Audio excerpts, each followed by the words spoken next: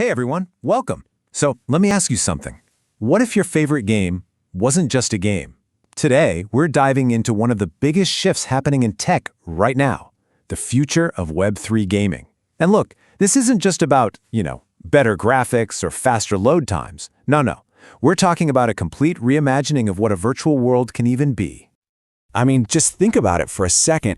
We're moving way beyond games as just a simple pastime. The vision here, the big idea, is a future where your achievements inside a game could have actual, real-world implications, where these virtual worlds become these genuine spaces for culture, for community, and even for commerce. Okay, so what does this new world actually look like, right? It's one thing to talk about this big vision, but it's another thing to see how it's all being put together. So let's do that. Let's break down the key pieces that are making this whole digital frontier a reality. All right, first up, we've got to talk about a huge change in the very structure of games themselves. We're talking about a massive leap from these isolated little experiences to vast, interconnected universes. You know how it's always been, right? For decades, when you've played a game, you were just locked into that world. Your character, all your cool items, they all stayed there. But what if they didn't have to? Just imagine that for a second. See, the whole vision for Web3 is this future of interconnected universes, a place where your digital identity, your stuff, can actually move with you. It's about creating one seamless, persistent digital life. So, the big question is, how do we get from all these separate games to a true metaverse?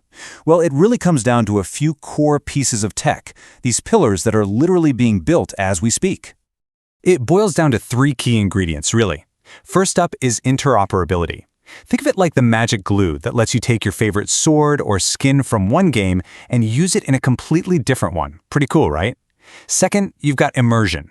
This is all about using VR and AR to make these worlds feel, real, tangible. And finally, number three, AI-driven games. These are games that actually react to you, creating totally unique storylines and challenges that are never the same twice. Okay, now, this next part, this is a true game changer.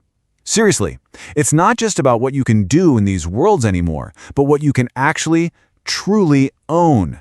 This right here is the foundation of a whole new digital economy. I'm sure you've heard the term NFT thrown around, right? But let's just simplify it. Think of an NFT as a digital deed, like for a house. You know that super rare item you spent like hours grinding for? Well, an NFT proves that you, and only you, own it. It's all recorded on a blockchain, which is basically just a super secure public database that nobody can mess with. And what that means is your ownership is permanent and anyone can verify it. So this just completely flips the script on the economic loop for players. It's not just about playing for fun anymore. You play and you earn actual digital assets. And because you truly own them, you can then go trade them on open marketplaces. This creates this incredible, powerful cycle where your time spent in a game can generate actual real-world value. And here's the really wild part, the result of all this. The line between your digital wallet and your actual bank account, it starts to get really blurry. An ultra-rare item you find in some virtual world could literally be sold to help pay your real-world rent. I mean, that is a massive, massive shift in how we even think about value. So with this new economy and all this new tech in place, these virtual worlds are evolving. They're becoming so much more than just games. They're actually becoming the next generation of social platforms. I mean, just think about it. People aren't just logging on to go slay a dragon anymore. They are gathering by the thousands for massive virtual concerts with some of the biggest artists in the world. You've got major brands building these crazy interactive experiences, and maybe most importantly, people are forming deep, real friendships and building actual communities in these shared digital spaces. And all of this completely redefines what it even means to be a gamer.